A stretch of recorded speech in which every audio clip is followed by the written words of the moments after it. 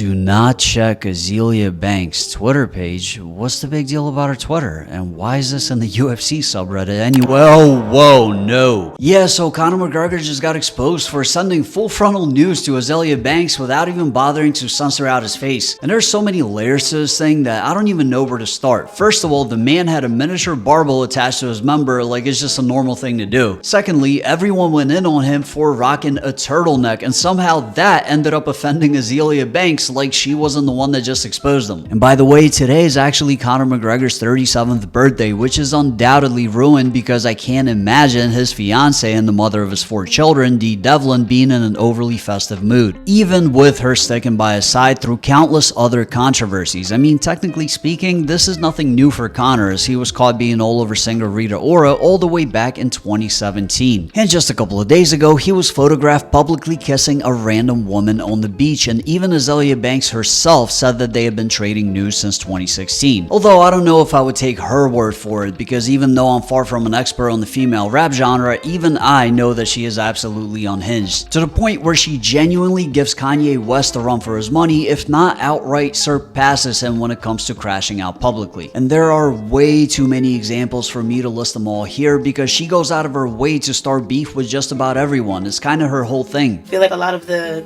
beefs or quarrels that I've had, of course some of them I've started because I'm a troublemaker and I like doing that, but you know, you like it. I love it. Yeah.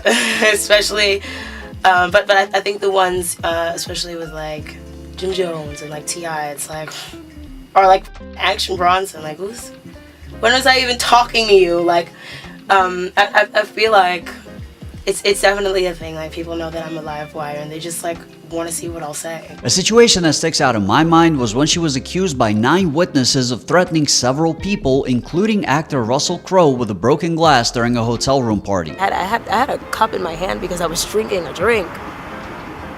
Hello? And just scrolling through her Instagram stories on a random day will make it immediately obvious that she is in a permanent state of deranged mania.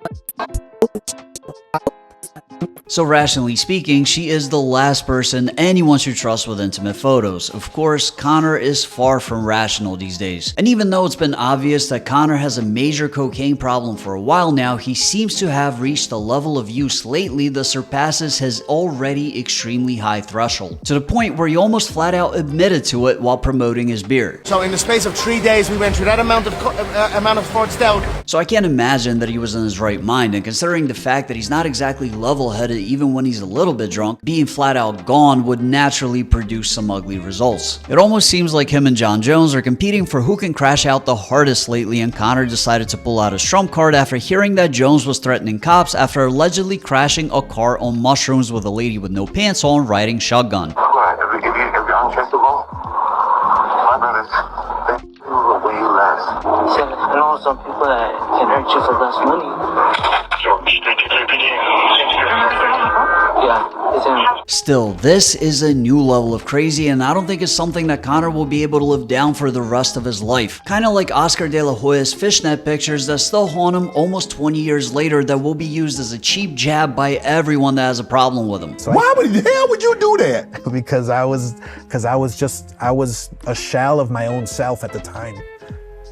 I didn't know what I was thinking. And in retrospect, it might have been a good idea to take it easy on the blow during the BKFC press conference a couple of days ago, because Cocaine Conor was in rare form. Not only did he sound like he was cutting pro wrestling promos throughout the whole thing, but he was also displaying some questionable body language, like sitting on Yoel Romero's lap while talking trash and making him visibly uncomfortable, which might also be seen as trying to one-up Jon Jones. In all seriousness, he was an absolute mess, and while I personally found that to be extremely entertaining, he definitely needed somebody to snatch his phone away from him while he was in that state, so he doesn't humiliate himself even further, and if not him, his children, who will eventually be mocked for these things. We all remember being young, and I think we can unanimously agree that having your dad's uncircumcised dick going viral all over the internet would have been social suicide. Not to mention the embarrassment that it brings to his fiance, who has already gone through countless humiliating situations throughout the past year, including standing by Conor's side during his assault trial against Nikita Hand, and while she seemed to fully support him, I'm sure it didn't feel great for everyone to get official confirmation of the father of her children cheating on her. What's with the threats to Azealia Banks, by the way? All rats get caught? Does this guy actually see himself as some kind of a cartel boss these days, or what? You're a rich famous guy with a drug problem, buddy. Relax. We have assembled our very first inaugural World Champion Summit before you all. Well, as you can see beside me and in front of me, some of the baddest men and women to ever grace planet Earth. This is what we're about here at Bare Knuckle Fighting Championship, the alien of combat sport. And may we rise above the night sky and rain down blows viciously on all our deniers. And announce here today that Bare Knuckle FC has no love for the big glove. So let's get going, Bare Knuckle. Let's go, Florida, and let's announce some incredible matchups, some shock signings, and the most lucrative tournament in all of combat sport, where we crown in an open weight the baddest man on the planet. And he's against a UK crown champion here in Bare Knuckle. That's a champion versus champion bout. US versus UK. That's a humongous bout. And more power to the gentleman. I'm excited for that one, for sure. Let's get it on like Donkey Kong. I love it. We haven't seen Conor in a ring in a while, but I know he loves bare knuckle, and I'd love to face off against him anytime. Anytime we're looking for the action. Yeah, you're welcome back, because I welcomed you back. October 11th is your date, and you'll dance for me, boy. You'll dance for the owner, and then we can talk.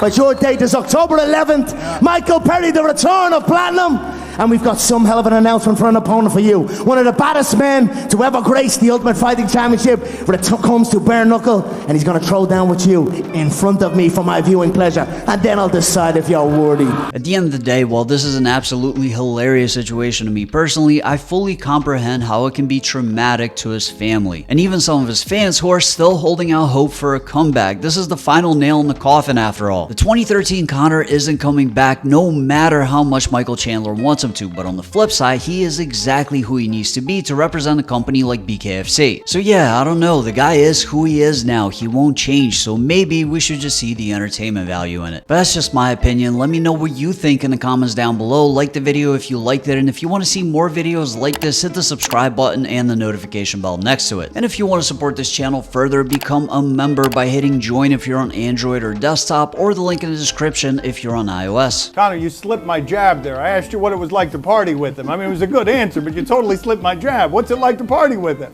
Partying is weakness for the soul, my friend, so I try and avoid it.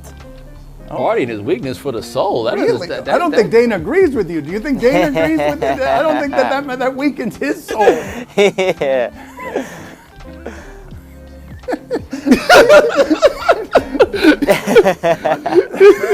Yeah, boy, we hit the brakes when we start talking there, boy.